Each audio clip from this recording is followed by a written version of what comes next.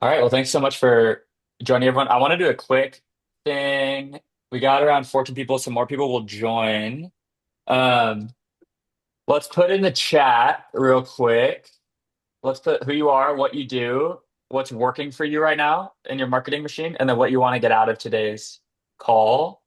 And the reason why is two things. One, we'll hopefully be able to tweak what we talked about a little bit to get into what you're interested in double clicking on. And then also, I want this to be a space for you guys to connect with each other. So we got a lot of really cool people on the call, and you'll be able to see in the chat and kind of you have someone who's doing something similar, similar company, something that's working that they can help with, then should be good with a network. So I'll just drop that in the chat. You guys can put that in. While you do that, let's get started. You guys smell? Does anyone smell that? You guys smell it through Zoom? I don't know. Is it just me? What does it smell like? Opportunity, baby. That's what it smells like. I got the laugh from Timo. Let's go. The opportunity today is that you get to learn from who, in my mind, is one of the smartest demand practitioners I've met, especially in the realm of like, I would call it tactical excellence. So the story that we're going to talk about is Timo joined Cyberhaven, basically marketing team of one, inherited like a middling demand gen function, and then over 4 quarters was able to the 4.7x DG source pipe while getting 300% more efficient. So improving pipe to spend by 300%, which is a crazy story.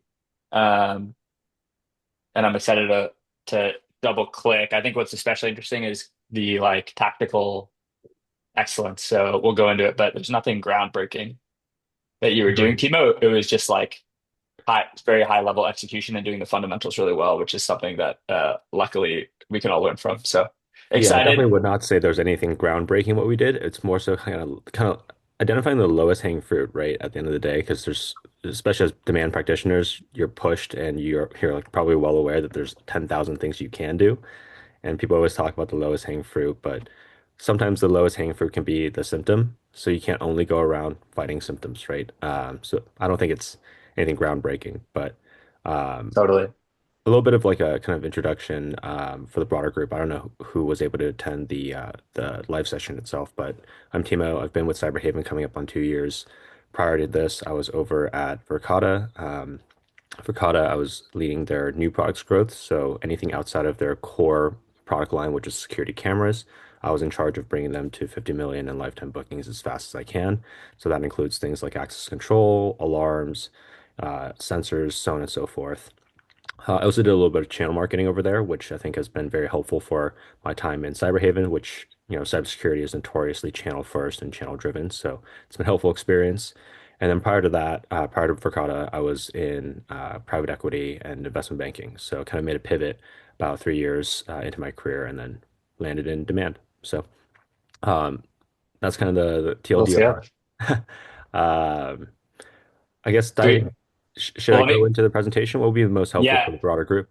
yeah. Let's do it. Just to give context, we got slides, which we'll do like 10, 15 minutes of slides, and then we'll open it up for Q&A. For the Q&A, just put your question in the chat. I'll choose which ones I like the most, and then I'll bring you on camera so you can talk with us and we can double click. So sweet, Timo, take it away. Thank you. Cool. Awesome. Let me get cool. There we go.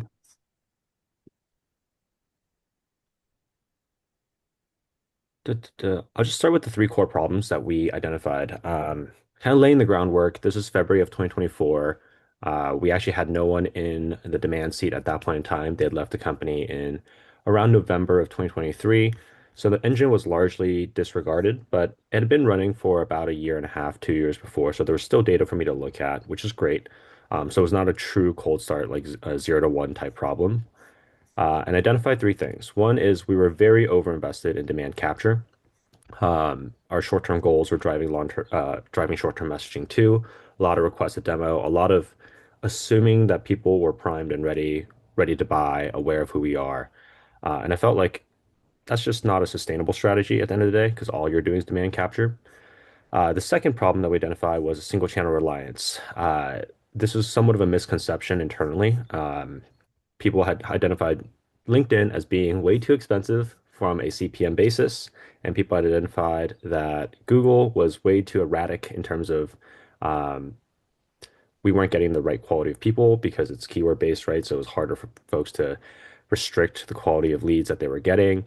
And then Reddit was actually something that people considered a really good CPM brand awareness play, but it was very hard to scale because you could almost never produce any leads from it. Now, the context here is we're B2B cybersecurity. Our audience is extremely cautious, to say the least, and they're very averse to traditional marketing. So, what ended up happening was people gravitated towards Facebook, where it can do lead gen, and it has generally really cheap CPMs. But I would argue that it's probably a much lower conversion rate, a much lower quality than some of the other channels that, when diving in, I was able to identify. So I felt like the single channel reliance, even away from the kind of philosophy of, oh, you need to be everywhere, create a surround sound, and, you need to see 10, 12 times for you to convert. Ignoring all of that, I just felt like the single channel reliance didn't even make sense for this to be the single channel. And then the third one is kind of a sloppy marketing and sales handoff, which I think kind of permeates almost all organizations. If the lead handoff process is really poor, if people don't know how to reach out, and if people are spending more time doing manual things than they are actually reaching out and converting leads, there's something wrong there, right? Both internally and for the buyer itself, it's a bad experience. I will say that this is like, again, nothing groundbreaking, but my key realization, because so many people internally were focused on visual and alignment to the brand and stuff like that.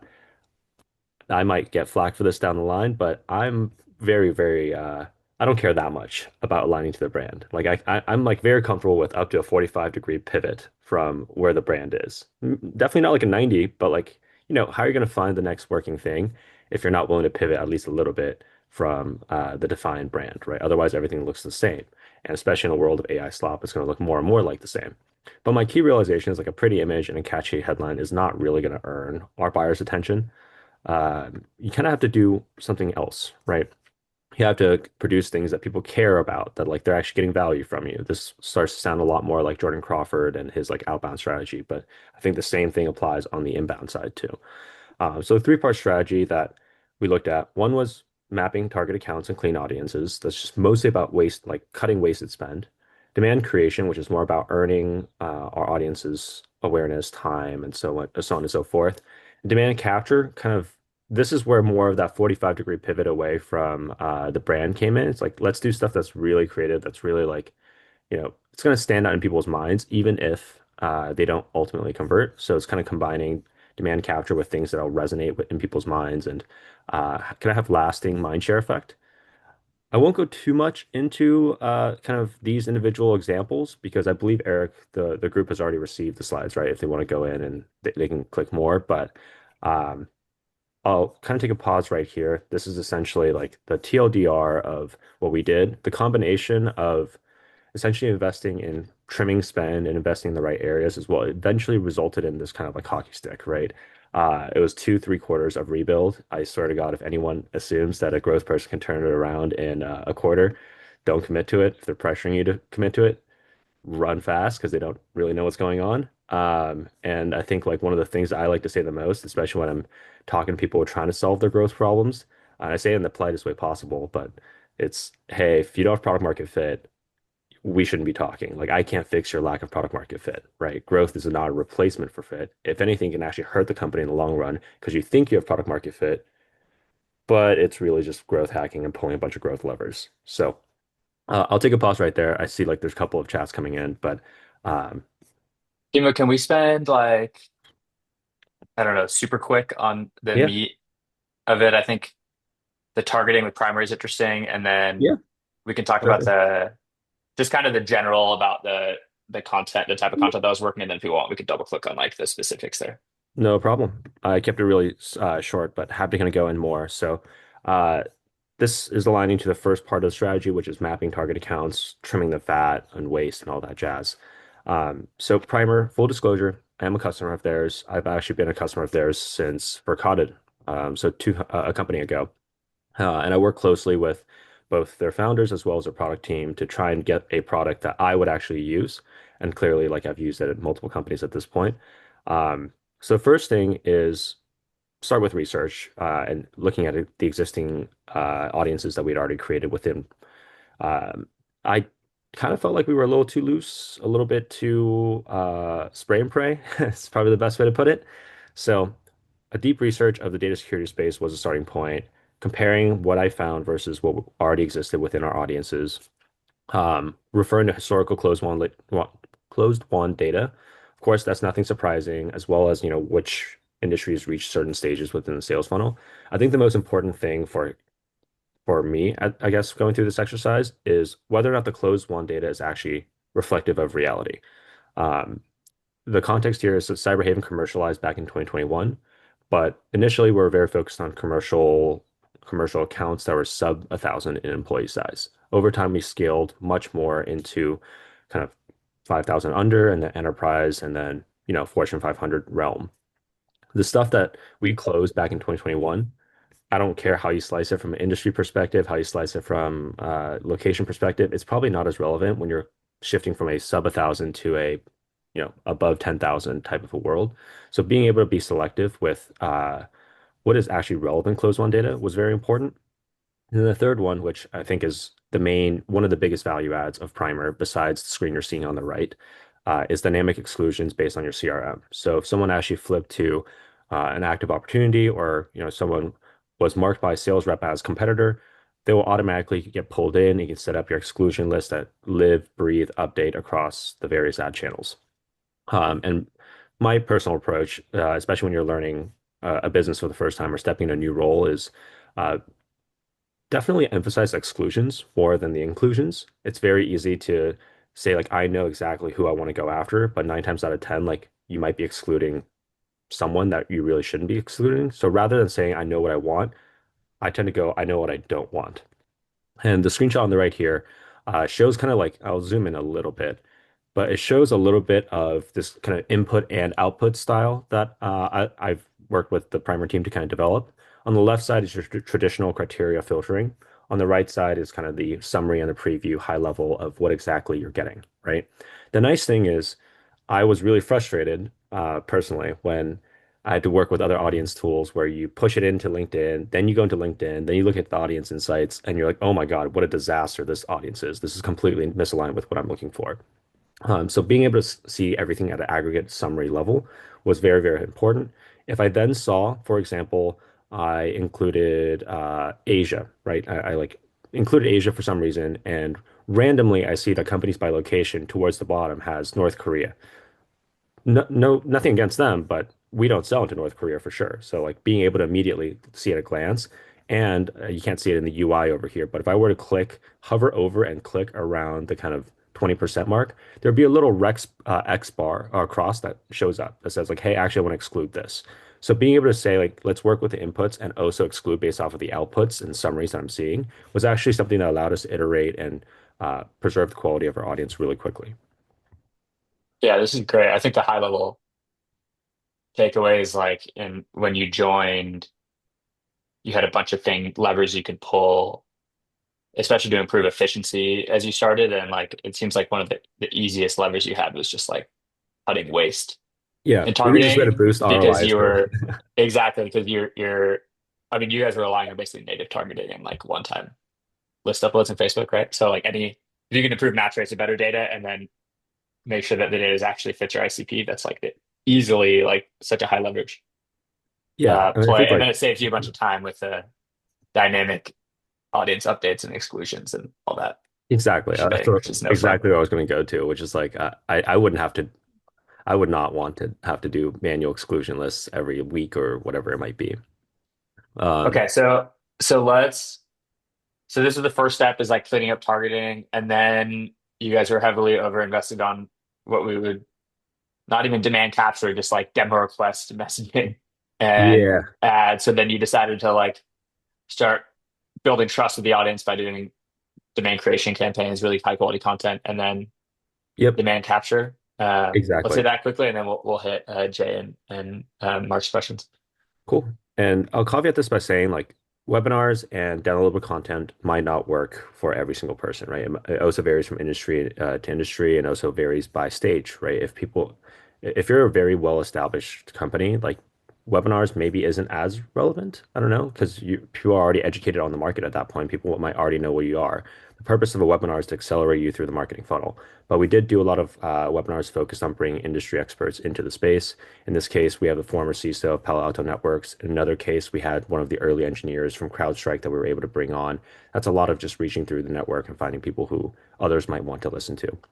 And then for us, uh, document ads were really effective, mostly because I feel like being able to give a preview helps earn the trust and make sure that people aren't wasting their times. So I typically like to give at least 3 pages, if not five.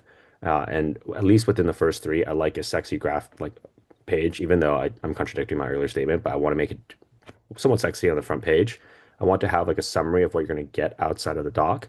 And then the third slide, I always like it to be a table of contents overview. And then fourth and fifth tend to be a preview of chapter one or topic one, so people know what to get, the tone to expect, and the quality of writing.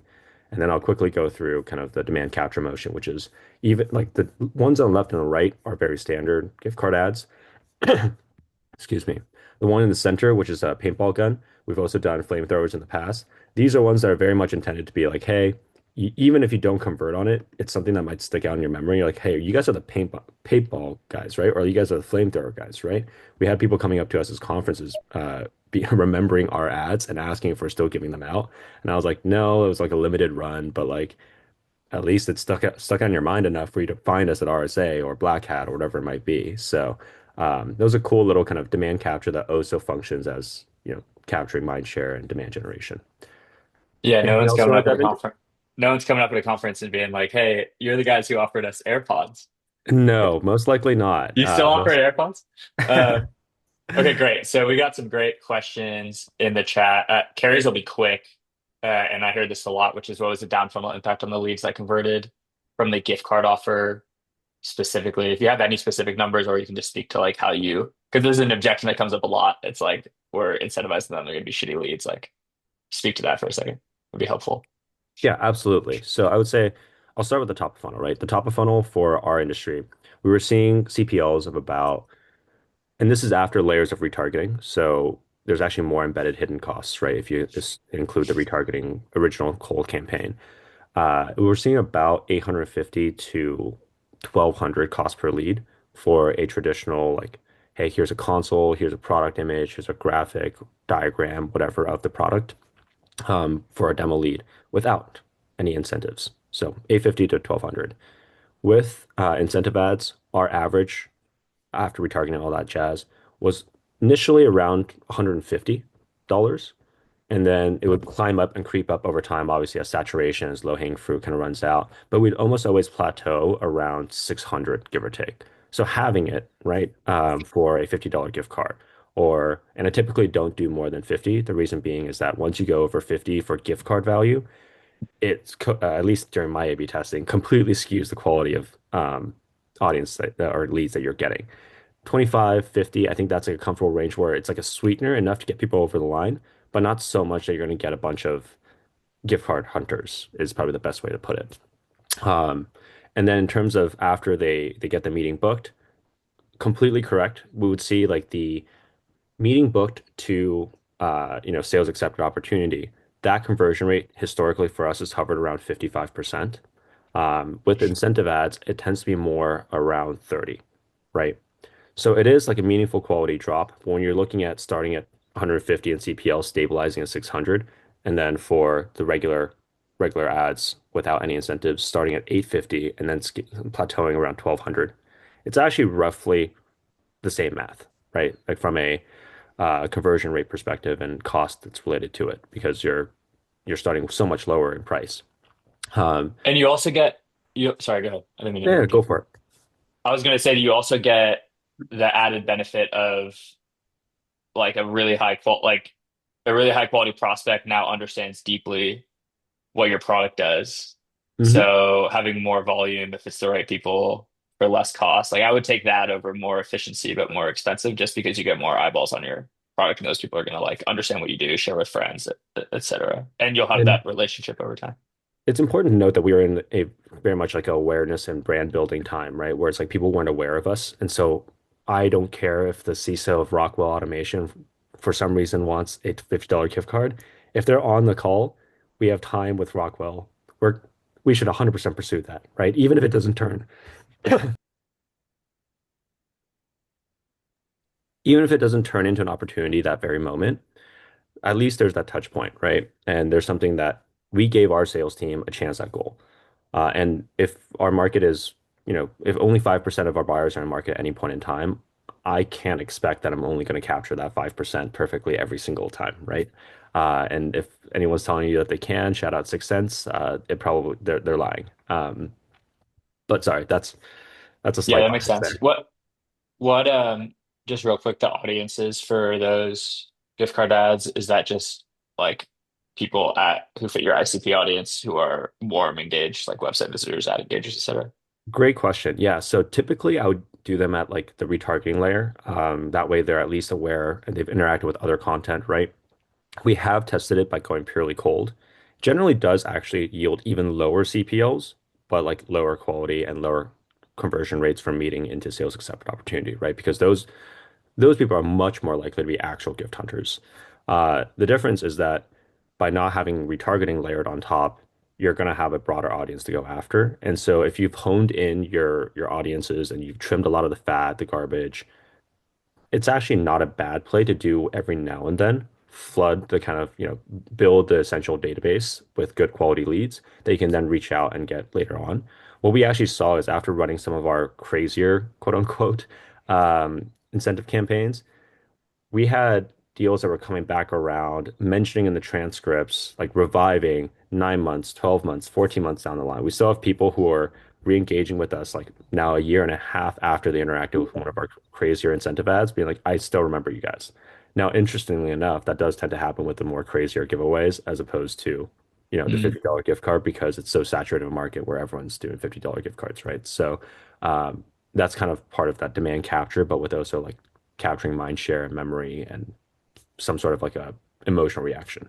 I thought that was genius what you guys did. It's just like a way to be different instead of better, and it's the cost the same I as like think a our boring vendor was $50 literally gift looking card. at us like, "Are you sure this is legal?" I was like, "I'm pretty sure it's legal." And then to do a little bit of research, and they're like, "This might be the craziest production we've ever done." And I was like, "Yeah, it's probably one of the crazier ones." The other thing is, I think D- hmm, Jimmy asked how many flamethrowers did you we ended up did you doing ship? You have a number? 30. We did 30, but it was like very high value. And some of them were, it was kind of like a word of mouth thing. We did like a small batch of 10. And then I honestly didn't think it would work, to be completely frank with y'all. Like initially when I was doing it, I was like, there's no way this is going to work. And then it took off way more than I expected it to. So we ended up doing 30. And then the debate was whether or not we wanted to do more. But at that point in time, it was like, okay. Every single one I have to send out a liability waiver for through DocuSign. And also like what happens if someone does actually accidentally burn their house down, like not a good look for us. So we ultimately stopped at 30. No, no PRs back there. Not in that specific situation. No, Okay. no. Uh, so we had a couple questions that I'll try to combine Mhm.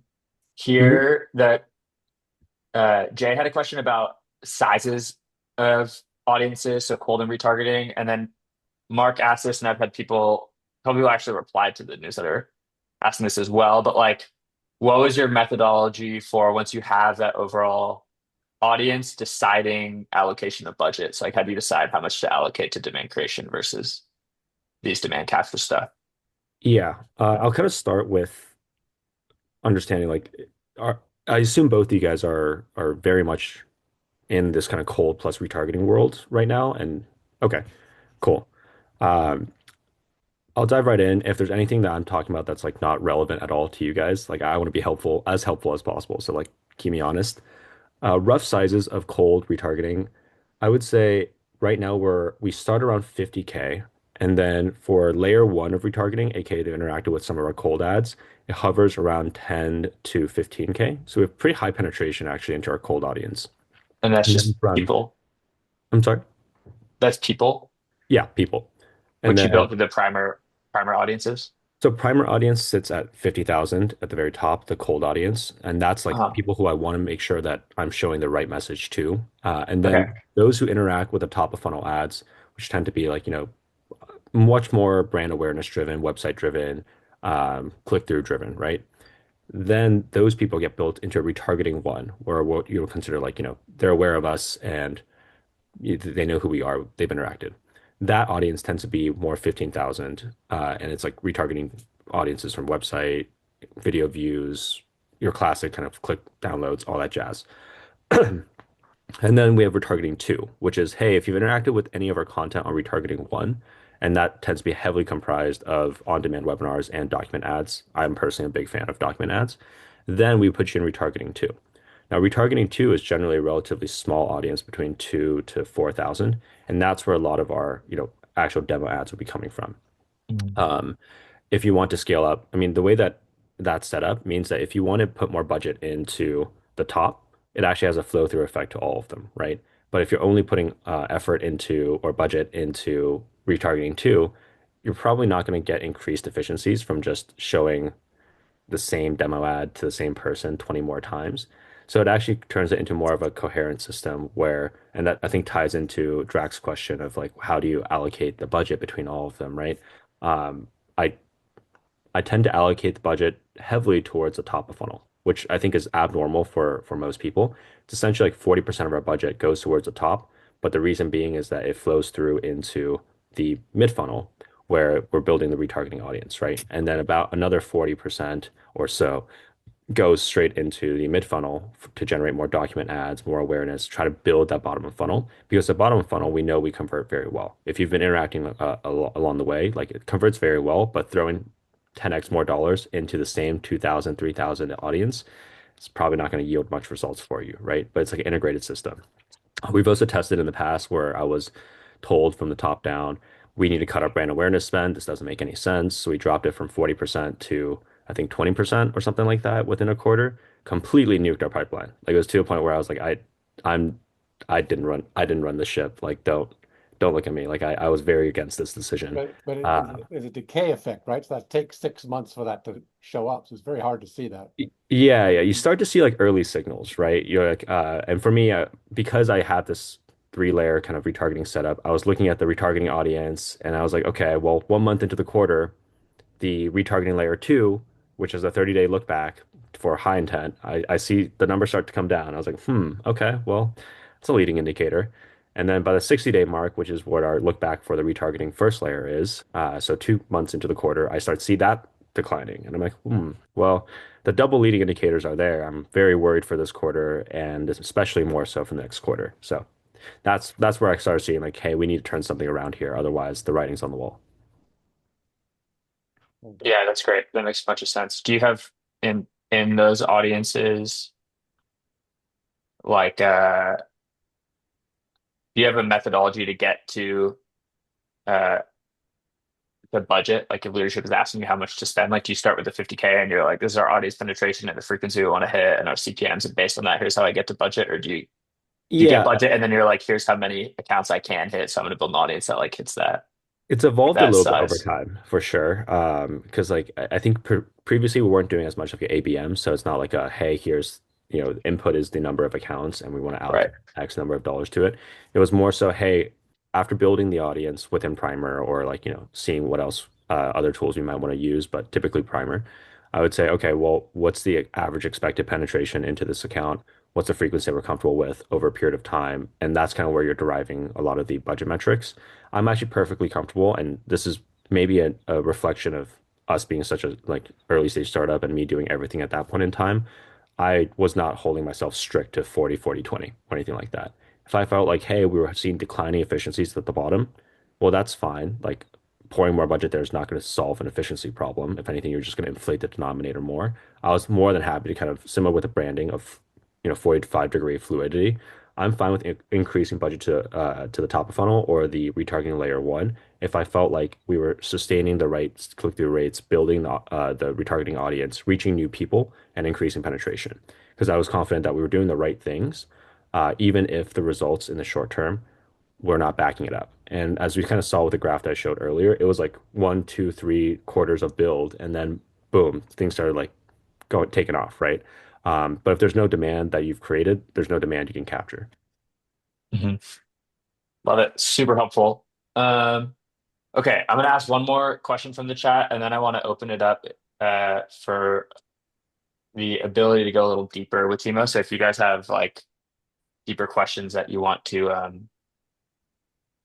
get Timo's thoughts on and you want to share them live, we'll do that next. So the real quick question I had from Carrie, which I think is going to be interesting, is around the like nurture um, for yeah. Actually, what the question was there a nurture motion by marketing SDRs or both for the leads from document ads, or did you only retarget them with your capture ads? I think the general question is like, how do you think about operationalizing and weaponizing whatever nurture marketing SDRs, et cetera, for like your mid funnel leads, people downloading document or engaging with document ads, engaging with ads in general, webinars, all that shit.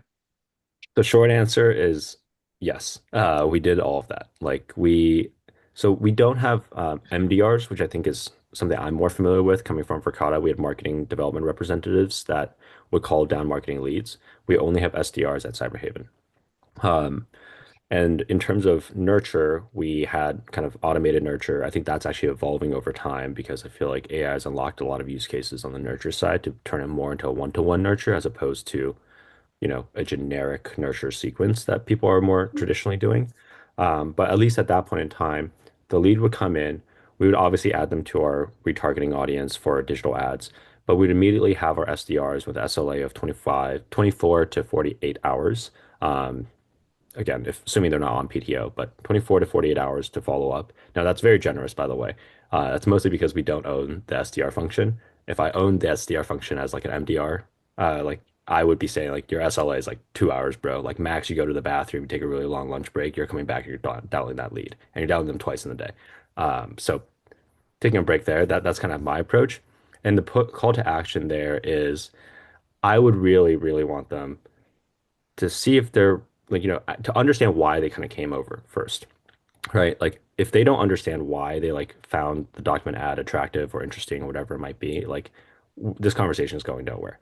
Because I don't assume that we're going to be able to convert them into a meeting. I think historically we've had like a 4% conversion rate, maybe less, maybe like 3.8% conversion rate from document ads to meeting. But what we often see is that like they'll come back for another webinar or they'll come back for a meeting at RSA or something like that, right? So given our sales cycle is like 180 days on average, and we still have like a bimodal distribution between small deals and very big enterprise deals, the enterprise deal cycle is much more like 220, 240 days, And so I'm not, and maybe this is to my detriment, right? Maybe someone's like, man, that's not how a demand marketer should think. You should be thinking like, ROI short term. For me, I'm like, hey, I'm playing a long game. I'm assuming I'm not going to get fired in 2 quarters, and therefore I need to play for 2 quarters down the line. So that's kind of how I'm approaching it. And so I'm pushing them to find out what the pain is. And then after they find out what the pain is, then say like, hey, is this the pain that you're dealing with right now? And if it is, like, do you want to have a meeting about it? If not, there's always a follow-up. There's always me saying like, if they're not ready for a meeting, tell them about this next thing that's coming up. Or tell them about this other thing, this other content that we have. Send it over for free. I don't need to collect their registration details again. Just send them the link. I just want to get them further and further familiar with what we are. And eventually down the line, we'll have a separate nurture sequence, a separate invite, a separate dial down, a separate something else, and we'll be hitting them, right? And it's what we would call like a stale kind of stale revival. It's something that borrowed from the Verkada days because they do it a lot as well. It's like almost every 60 to 90 days, we'll revisit people that have interacted with our content or webinars in the last, um, call it 90 to 120 days, and we'll have a dial down of that list from the SDR team. And that way it's like, hey, just checking back in. Last time we talked, this is what you did, and this is what you interacted with. Curious to see if anything's changed. Last time you mentioned like this is a real problem that might appear in the new year. We're approaching the new year. How are things looking? And it just adds a lot more context and a lot more kind of a, hey, not as pushy of a sales process from our team, but that's again very tailored to our industry and cyber practitioners being not the biggest fans of pushy salespeople. Right. Okay, real quick, do you have a way to make sure that the content is actually helpful to the prospect with like a pretty junior SDR team? Do you get what I'm saying? Because I feel like oftentimes it's like, oh, check out this other webinar we did. And they're like, what makes you think that me, this like senior person, a cybersecurity professional, cares about this webinar? It's like not relevant to me at all. Do you have a way to, uh, Not a way make to, that better? so the way to make it better is to have like a couple of evergreen assets that are like valuable regardless of seniority, right? And I can give a couple of Mm. examples for that. On the webinar side for us, I mentioned one, like a sit down fireside chat with the CISO of Palo Alto Networks that was discussing the eroding perimeter around AI and AI usage and how data was leaking in new ways that we weren't familiar with. I don't care if like you're, oh, sorry, I shouldn't say I don't care. It doesn't matter if you're a CISO or if you're like a senior director or VP or director or go down the chain. Like AI is one of the biggest technological transformations of modern history. And so as a result, like we're pretty confident that you send that across, at least the CISO is not going to be upset, right? They're not going to be insulted by like, how dare you like send this Right. over? Yeah. And then the other one that we had on the webinar side was with one of the founding engineers at CrowdStrike who helped engineer their endpoint agent that sits on their devices and monitors activities, right? CrowdStrike is widely like the explanation there is people generally hate endpoint agents because it slows down the laptops, it makes it buggy, it's notorious for like interrupting employee productivity. But CrowdStrike is not as hated, or if not like, the least hated. And so it's like, well, we actually architected our endpoint agent with input and guidance from the guys who was a founding engineer and designer of the CrowdStrike endpoint agent. So that's also something that like within the industry, people recognize Alex Ionescu and they're like, hey, I'm not insulted that you sent this over either. Like this is pretty Hmm. interesting stuff. Like, and he's also notoriously off social media. So it's like, oh, you guys were able to get him into a room and talk to him. That's pretty cool, actually. I want to Hmm. listen to that. And then the document ad side, we started producing an annual AI adoption and risk report, which looks at increased in usage of AI tools, where data is leaving into which tools from which origins. A lot of these kind of insights that are proprietary, right? It's stuff that no one else can produce, and therefore, if you are able to kind of send it and place it in front of someone, most people are going to find some value in it, right? It's like, oh, I didn't realize that like from 2024 to 2025, Perplexity jumped up 4 ranks in the overall used like AI tools. Like that stuff that's actually uniquely stuff that we can provide. Like McKinsey can do their studies based off of like what people claim they do, but the volume of data going into these tools we can actually track. And so that's the kind of stuff that it's kind of unique, proprietary, or like very hard to get. That's universally applicable. Just to give a high level takeaway, like those are kind of three things that I don't think I have to worry too much if the SDR is placing those three assets in front of others. I get worried if they're like, "Hey, do you want a data sheet?" I'm like, "Bro, you don't give a CISO a data sheet after they downloaded like a document ad. What are you doing?" But if you're Totally. relying on those three, I'm t generally fine. Love it. This is awesome. There's so much tactical meat in here. Cool. I want to bring on anyone that has a question you want to talk Yeah. to Timo with live. Anyone want to come on? Did Mark you just Timo, share? I got one for you. Yeah, So please. we've tested out Primer and one of their competitors and seen really good success on Meta and the audience matching, and much less success on Google for the running demand gen campaigns using the exclusion tactics that you're using. How have you seen those two channels work with the audience matching stuff from Primer? Fully agree, actually. Very similar experience. I think it works really well for Facebook. I also think it's helpful to kind of have a pre-visualization for LinkedIn as well, because I think it Really? corroborates it. I also layer on LinkedIn filters on top. But the thing is, I think LinkedIn has a lot that it can do. But on the flip side, and for full context, most of like a customer advisor for LinkedIn ads. And so like I've given a lot of this feedback Okay, directly full to them. context. I'm an advisor for one of your competitors, but I don't think Oh, we okay, should be okay. All good, all good. This is right. all friendly community here. Cooperation, cooperation. But I think like you can only select up to 50 or 70 or 100. I don't remember what the limit is for LinkedIn ads natively. And for stuff that we work on, it's actually not available as a title, right? Like DLP is not a title that exists in LinkedIn, but it is something I can filter for with Primer, right? So that's kind of where the value add comes in, where you're like cutting off like generic IT people, but you can include the IT security Right. folks that you actually care about. Now, insider risk and threat is something that exists on LinkedIn. I know this because I've always wondered why we have insider risk but not DLP. So I like to combine Primer with LinkedIn as well. And LinkedIn also has great native exclusion filters because sometimes Primer frequently will say like, "Hey, you're good on military, you're good on nonprofits." I put it into LinkedIn. I'm like, there's still like 5% military, so I'll exclude that, right? Um, Google, I think it's a combination of match rates and it's a combination of, I think, Google not liking third-party audience software like this. So they've always had like between 10 to 25% match rate on Google, if not less. I feel like it's only gotten worse over time. So I don't rely on it for Google, but I also think that for Google, it is a strictly demand capture, right? I think that I'm more okay with getting small companies from Google search purely because it's generally higher intent.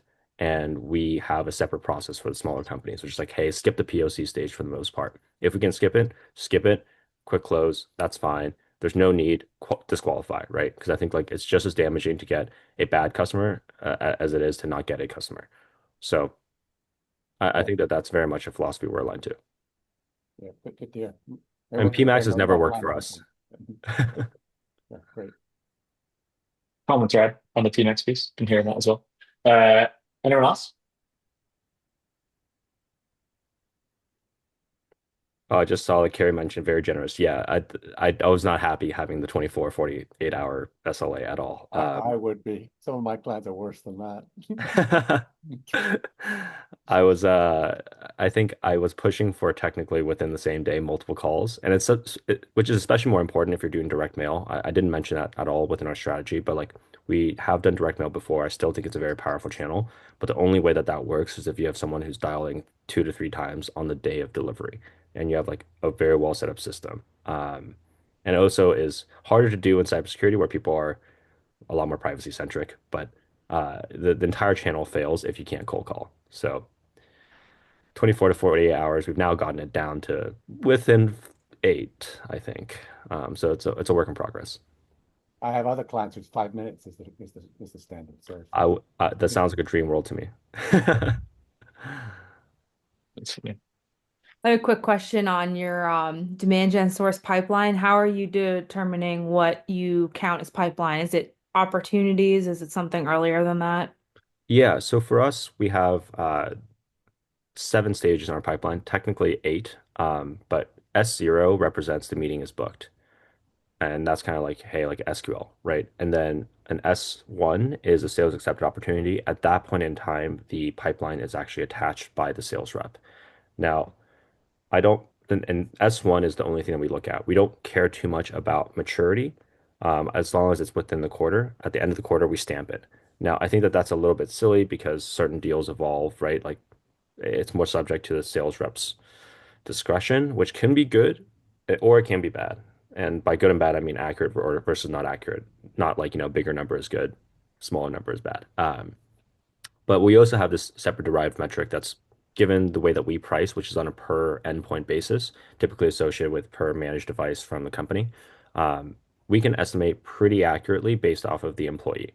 So if we know that the employee size of the company is like 1,000, and we average, X per endpoint at the 1,000 employee range, we can derive the estimated new business value, right? And so that helps eliminate a little bit of the noise and helps say like, hey, we quote, and this is not like excuses, but hey, if we miss pipeline goal, but our estimated new business opportunity is like 50% over goal, what's going on? We dig through and we realize we put down Citibank as a 100K opportunity. I'm like, no, no, that's not true. That's like a multi-million-dollar deal, but the rep wanted to be conservative and not have a bunch of eyes on him, right? So we do have these kind of two metrics that we look at starting an S1 pipeline. That's our true North Star for running the business and goals. And then we also have this estimated new business opportunity amount, which is more like, hey, regardless of whether we hit or didn't hit, did we bring in the right types of people into our organization, right? Because for us, we're trying to move up market and penetrate enterprise. Hmm. Now, Okay. the caveat there is actually retail for us. It always throws everything off because like Home Depot or Lowe's would have a bunch of employees, but how many of them have like managed devices? Very little. So we kind of tend to carve out retail from the calculation. Hmm. Okay. And so everything you shared is strictly just based on LinkedIn performance, like demand gen source pipeline from LinkedIn. Yeah, LinkedIn and also Facebook as well. Like, so Okay. the channels we were running were LinkedIn, Facebook, and we did have Google as well. But Google was strictly search, and it was a combination of brand and unbranded. Um, but it was those three main channels. Okay. Yeah, it's always funny because like cybersecurity, you just think like, are they really on LinkedIn? Do they really care? Do they really think that their peers are on there posting valuable information or just junk? Because we also Yes, target yes, engineers, yes. right? Yeah, Everybody's yeah. everywhere. Yeah. And so for our CEO to think like, oh, I think we've pretty much maxed out our penetration of our audience on LinkedIn. I'm like, there's no way. Because No. he's not convinced, right? He's not convinced that the engineers are there. So I think that's going to be one of my first tests for the upcoming quarter. I mean, depending on how, it's one of those things that I've gotten shot down by our legal team a lot of times. So this is strictly a hypothesis and idea. Don't take this as like uh, scripture or anything. I was like, if you really want to see how much of your audience is on LinkedIn, post a job posting with like a stated 3 million salary range for a CISO. You'll see how many people are on LinkedIn. I'll prove the audience size to you, right? I got Yeah. a big slap on the wrist from our legal team for even suggesting that, but it proved the point, right? I'm like, hey, the reason why you have such a negative reaction is because you know a lot of people are going to apply. Like instinctively, you know, right? And Yeah. so, again, toss the question back to the leadership team. Maybe when they actually do replace the CISO, use the actual. Yeah, we can have an actual like example of this, right? We can have a live test. But yeah, like a little tongue in cheek of a response, but there's a lot of people on there, and I don't think that most people's budgets are able to penetrate all of that. hmm And you can Okay. get, if the concern is like, are they on there or not? That's a pretty small test to prove that out with just like engagement metrics, Yeah, at exactly. least to prove that they're there. Cool. Anyone else? Tangent. Oh, sorry. Go ahead. More checks. No, yeah, yeah. Are you using email to promote content? Because in my past lives, promotion content via email was the best. And now I am finding it difficult. I'm finding it difficult to make sure that the email actually lands in the right mailbox. And how do you promote webinars and your wonderful white papers? Yeah, so we do use email, but I think we had tested out outbound a lot in the past. I was maintaining probably like 5 or 6 domains that set up, warmed, done all that stuff, done mailbox warming as well as domain warming, the whole shebang. Definitely is one really tough with our segment being in cyber. I think they have much more stricter like email spam filters than even the average person. Two, it's been declining efficiencies since probably like 2 years ago, right? And so a lot of what we're focused on today for using email is re-engaging people in stales that I was talking about before, like stale revival or stale like nurture. That's where the majority of our emails are coming from. If we're doing like a live product launch or a live like webinar or something like that, that's where email comes into play. Otherwise, we don't do marketing-led cold emails or anything like that. That's on the SDR team. They can do whatever they want, good or bad to the domain. That's on them. But marketing does not do any like outbound on the email side unless it's stale. And that way, like we also have separated domains too, right? So it's like, hey, if we know like main domains having issues, side domain or side domain number 1, 2, 3, like they should be fine if properly set up. So I don't personally like cold email anymore. I think it's also because I've seen one too many security professional screenshot an email, post it on LinkedIn, and just like tear it to bits. And I was like, that's not the way I want to go viral. I'd rather go viral for you accidentally burning your house down because I think that at least it's like Yeah. it'll stick out in memory more than like just having a bad email. So how do you promote the webinars and white papers? Primarily by LinkedIn? Oh yes, primarily by LinkedIn. We also do Facebook as well, and then we also do obviously sales, right? If it's people that have interacted with us in the past, especially those on a similar topic or have attended webinars in the past, definitely send them an email via HubSpot typically. Um, and then we'll also have the SDR team if they're so inclined to actually invite them. Now, the other element that we're trying to explore more is how do we leverage the channel? How do we tap into like joint marketing activities so that we can get them to promote? That's been a little harder to get up and off the ground. But I would say like that would be a vector that I would use. I've done it before in my past life, but in the current role, we have not seen as much success. I think Thank you. an insight from you, Timo, that I remember was that there was like an 80-20 rule for the webinars where like the best webinars massively outperformed Yeah. the rest. And so it's really like you don't need to be doing new live webinars bi-weekly or monthly. It's like just get the really, really good ones that'll be really valuable with the CrowdStrike guy or talk about a really hot topic and Exactly. then just like milk them by doing webinar recordings. It's like the Um, power law, right? With like pretty much most things that we're operating in, it's like the top 10%, 20% is going to deliver like the outsized percentage of the value. Like at a certain point, I remember people were pushing me to do recurring weekly demos and saying like, hey, it's just going to be pre-recorded. Like you can just run it back as a mock demo or a mock live. I'm like, what's the point of that? Like it's just adding more noise and volume to the system.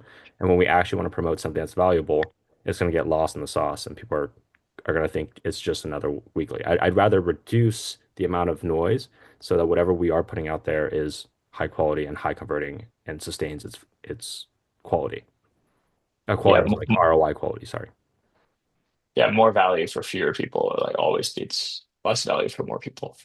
Um, all right, cool. We got a couple more minutes. I'm happy to end early, but anyone else Yeah, I got a have questions? tangential kind of question. So there's a lot Yeah. of talk in our in circles and vendors to us about buyer groups.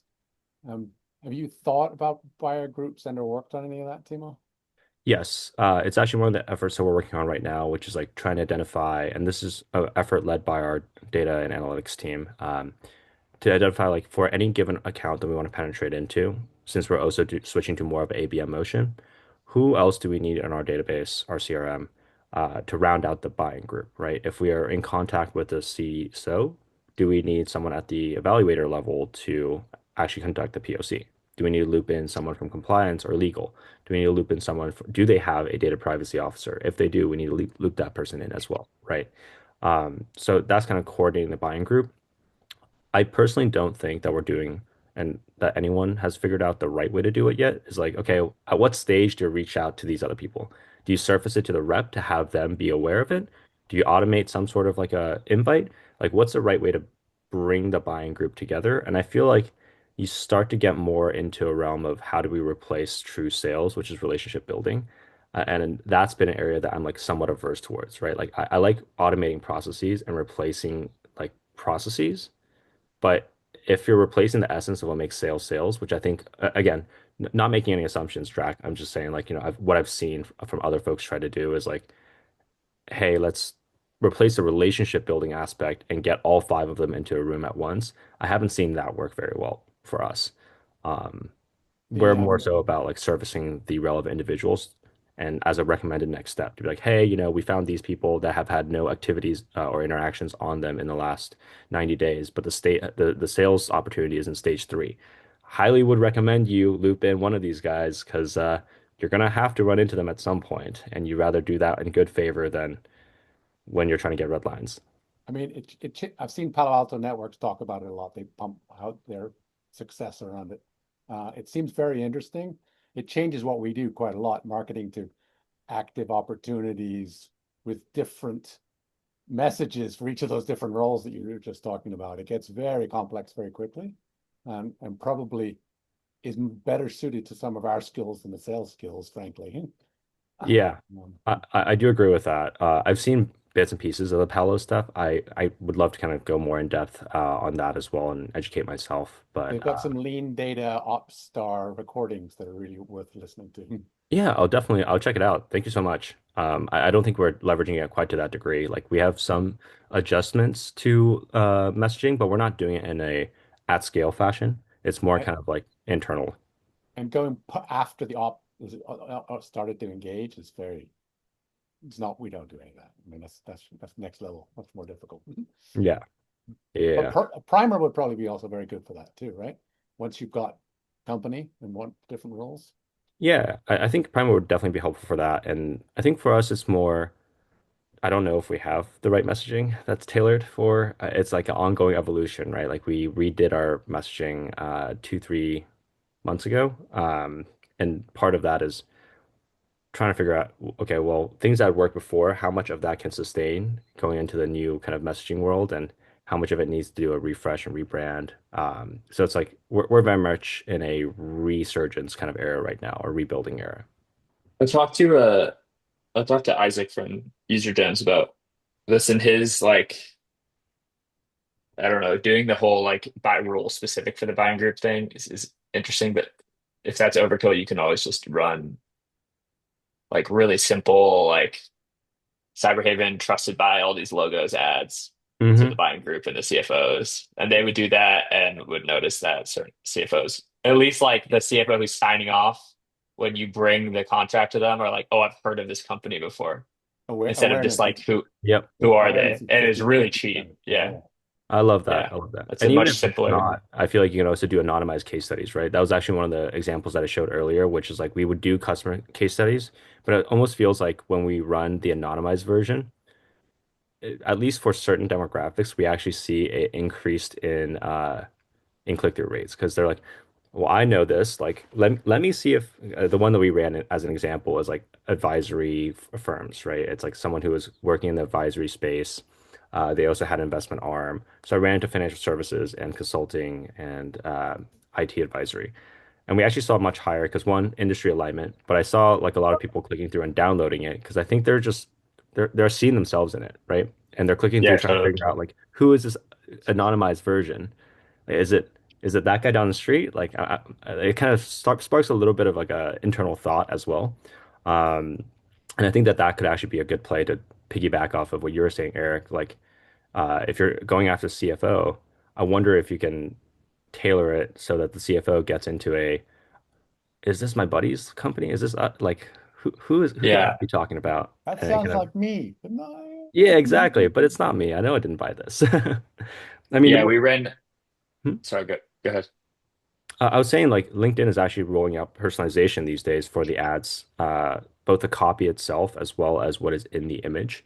I think they're in beta test right now. I don't know when they're actually going to go GA, but um, it's very exciting stuff. I would imagine that it has a lot of upside and immediate ROI before it gets completely saturated. Because you're scrolling through, it's like, hey, like Mark, stop right here. Like you got to see this. And it's like literally in the image itself, right?